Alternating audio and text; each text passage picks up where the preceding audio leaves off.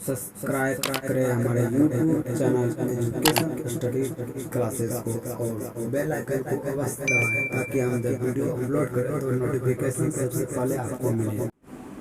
चलिए दोस्तों, आज का टॉपिक फिजिक्स का है, जिसमें हम विद्युत चुम्बकीय तरंगें, संचार एवं समकालीन भौतिकी के बारे में अध्ययन करेंगे। इसमें हम विद्युत चुम्बकीय स्पेक्ट्रम के विभिन्न क्षेत्रों का विवरण देखेंगे।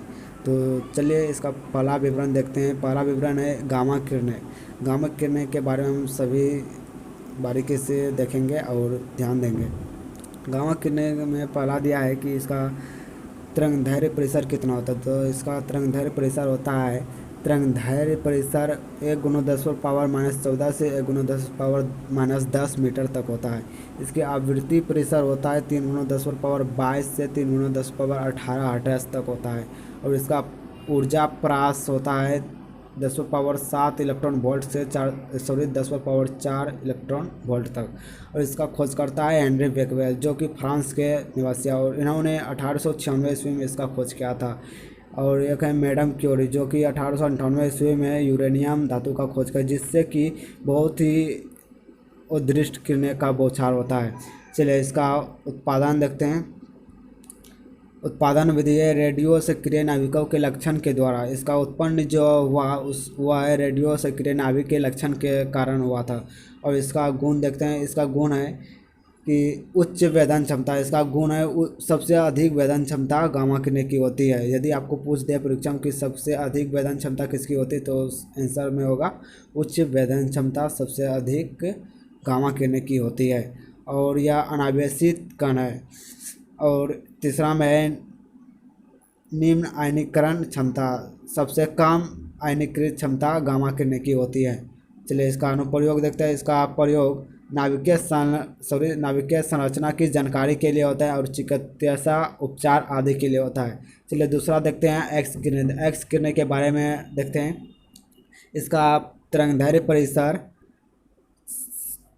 6×10⁻11 से 1×10⁸ मीटर तक होता है। और इसका आवृत्ति परिसर 5×10⁻19 से 3×10⁻19 हर्ट्ज तक होता है। और इसका ऊर्जा प्रास होता है 2.4×10⁵ इलेक्ट्रॉन वोल्ट से 1.2 × 10⁻³ इलेक्ट्रॉन वोल्ट तक होता है। और इसका खोज रॉटजन ने किया था, यानी कि राजन।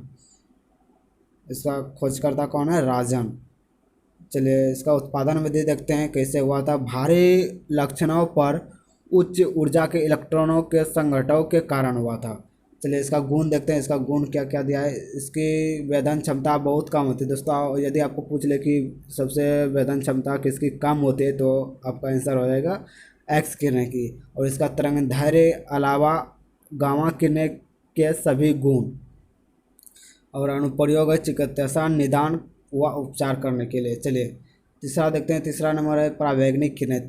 परावैंगनिक किरणें का तरंगदैर्घ्य परिसर 1×10⁸ से 4×10⁻⁻7 मीटर तक होता है। और इसका आवृत्ति परिसर 3×10⁻16 से 8×10⁻14 हर्ट्ज तक होता है।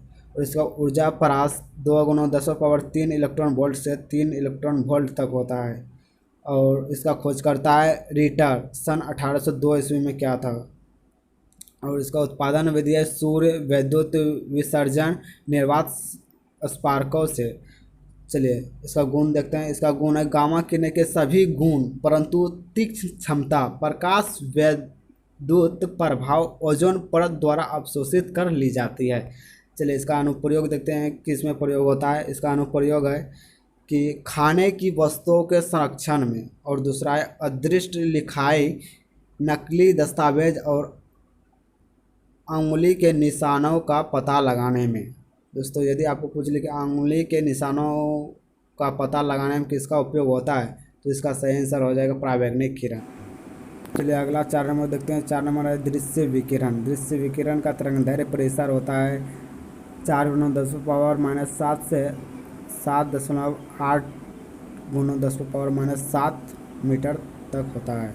और इसका आवृत्ति परिसर होता है 8×10⁻14 से 4×10⁻14 हर्ट्ज तक। और इसका ऊर्जा प्रास होता है 3.2 इलेक्ट्रॉन वोल्ट से 1.6 इलेक्ट्रॉन वोल्ट तक। और इसका खोज करता है न्यूटन के द्वारा इसका खोज हुआ था। और चलिए इसका उत्पादन विधि देखते हैं। उत्पादन विधि है ताप दीप्त वस्तुओं से विकिरित, और इसका गुण है इसका परावर्तन, अपवर्तन, व्यक्तीकरण, विवर्तन और ध्रुवण, फोटोग्राफिक प्रभाव। और अगला है दृश्य संवेदन और प्रकाश विद्युत प्रभाव। चलिए इसका अनुप्रयोग देखते हैं किस में प्रयोग होता है। इसका प्रयोग होता है अणुओं की संरचना तथा परमाणु के वायु कोशों में इलेक्ट्रॉन के प्रबंधन का पता लगाने में होता है। चलिए 5 नंबर देखते हैं। 5 नंबर है अवरक्त किरणें के बारे में हम सब जानेंगे। अवरक्त किरणें का तरंगदैर्घ्य परिसर इसको मैं मिटा देता हूँ। इसका तरंगदैर्घ्य परिसर होता है 7.8 × 10⁻⁻7 से 5 × 10⁻³ मीटर तक होता है। इसका आवृत्ति परिसर होता है 4 × 10⁻14 से 6 × 10⁻10 हर्ट्ज तक। और इसका ऊर्जा प्रास होता है 1.6 इलेक्ट्रॉन वोल्ट से 10⁻³ इलेक्ट्रॉन वोल्ट तक। इसका खोजकर्ता है विलियम हर्त्ज़, जो कि 1840 ईस्वी में क्या था।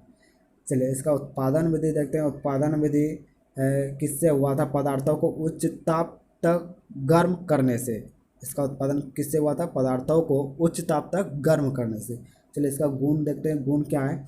गुण है ताप पुंजों तथा वोलोमीटर इत्यादि पर उसमें प्रभाव अधिक वेधन शक्ति होने से। समझे? इसका गुण है ताप पुंजों तथा वोलोमीटर इत्यादि तथा उसमें प्रभाव अधिक वेधन शक्ति होने से। चलिए अगला देखते हैं। अगला है इसका अनुप्रयोग। इसका प्रयोग किस में होता है? तो इसका प्रयोग कोहरे व धुंधे से पार निकल जाती है। परावर्तन, विवर्तन, फोटोग्राफी क्रिया, पौधों घरों में पौधों को गर्म रखने में, युद्ध क्षेत्र में कोहरे व धुंध के पार देखने में। चलिए अब 6ठा नंबर देखते हैं। 6ठा नंबर है सूक्ष्म या माइक्रो तरंग। तो इसका तरंगदैर्घ्य परिसर होता है 1 × 10⁻³ से 3 × 10⁻⁻1 मीटर तक। और इसका आवृत्ति परिसर होता है 3 × 10⁻11 से 1 × 10⁻9 हर्ट्ज तक। और इसका ऊर्जा प्रास होता है 10⁻³ इलेक्ट्रॉन वोल्ट से 10⁻5 इलेक्ट्रॉन वोल्ट तक। और इसका खोजकर्ता कौन है? इसका खोजकर्ता है हर्ट्ज, सन 1888 ईस्वी में क्या था। और इसका उत्पादन विधि, तो इसका उत्पादन विधि है स्फुलिंग विसर्जन द्वारा। और इसका गुण हो जाएगा परावर्तन, अपवर्तन, विकिरण और विवर्तन। और इसका अनुप्रयोग हो जाएगा रेडान में, उपग्रहों तथा लंबी दूरी वाले बेतार संचार में और माइक्रोवेव ओवन में।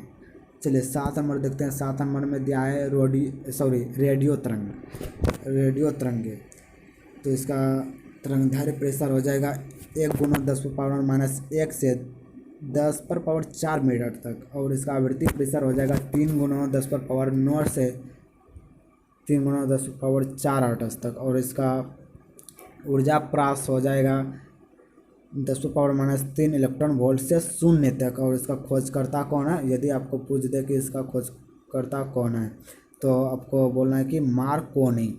इसका खोजकर्ता कौन है? मार्कोनी। किसका? रेडियो तरंग का खोजकर्ता कौन है? मार्कोनी, याद रखिएगा, जो कि 1896 ईस्वी में क्या गया था। और इसका उत्पादन विधि है दोलित्र वैद्युत परिवर्तों से। और इसका गुण है परावर्तन, अपवर्तन और विवर्तन।